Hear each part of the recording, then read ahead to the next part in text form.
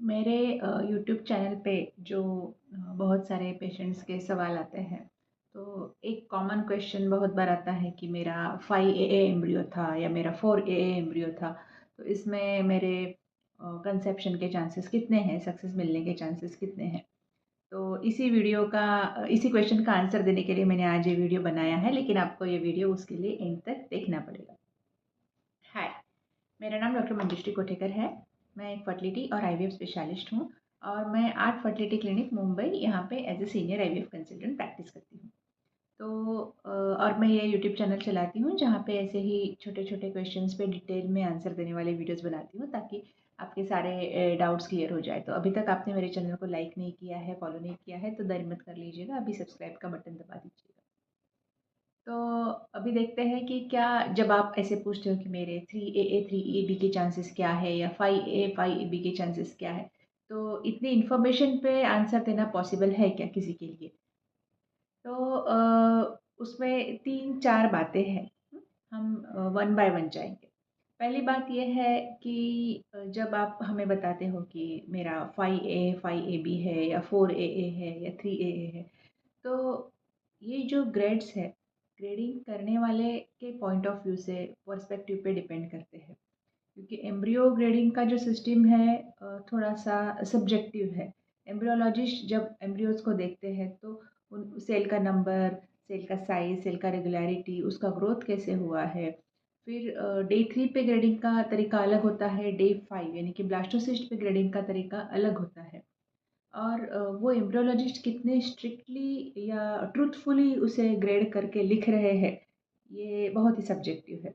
बहुत बार जैसे अगर आप देखोगे कि स्कूल में बच्चों को कम मार्क आए, ये टीचर को बताना डिफ़िकल्ट लगता है।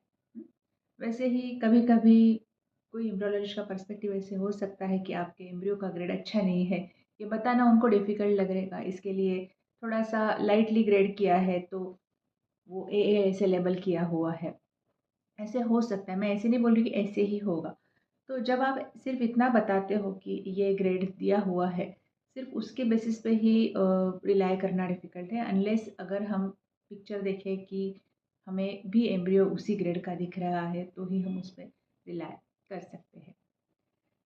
फिर सेकंड बात है कि कौन से डे का एम्ब्रियो ट्रांसफ़र किया गया था। मतलब डे 3 का ग्रेड ए का एम्ब्रियो अगर ट्रांसफ़र किया होगा, तो उसको हम डे 5 के ग्रेड ए के एम्ब्रियो से कंपेयर नहीं कर सकते, क्योंकि डे 3 का ग्रेड ए का एम्ब्रियो ज़रूरी नहीं कि डे 5 तक पहुँचे और उस दिन भी वो ग्रेड ए का ही रहे। हो सकता है, पहुँच भी सकता है, लेकिन इट इज़ नॉट नेसेसरी कि वैसे ही हमेशा होगा। तो इसलिए ऐसे टाइम पे भी ओपिनियन देना मुश्किल हो जाता है कि क्या चांसेस है। फिर एम्ब्रियो का जो ग्रेडिंग है, वो मॉर्फोलॉजिकल असेसमेंट है।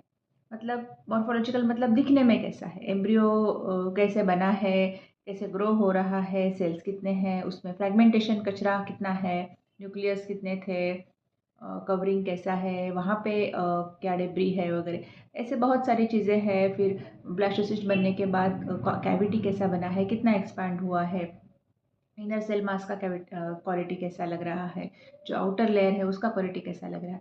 तो ये सब चीज़ें माइक्रोस्कोप में देखकर उनको असेस करके ग्रेडिंग किया जाता है। लेकिन अगर किसी इंसान का आप देखोगे, इंसान दिखने में कैसा है और एक्चुअली कैसा है, इसमें डिफरेंस हो सकता है। वैसे ही एम्ब्रियो का है कि वो दिखने में कैसा है, लेकिन जेनेटिकली एबनॉर्मल हो सकता है। तो मॉर्फोलॉजिकल असेसमेंट से हम अनयूप्लॉइडी या जेनेटिक एबनॉर्मलिटी रूल आउट नहीं कर सकते। तो वो ग्रेड ए का एम्ब्रियो भी एबनॉर्मल होने का चांस होता है।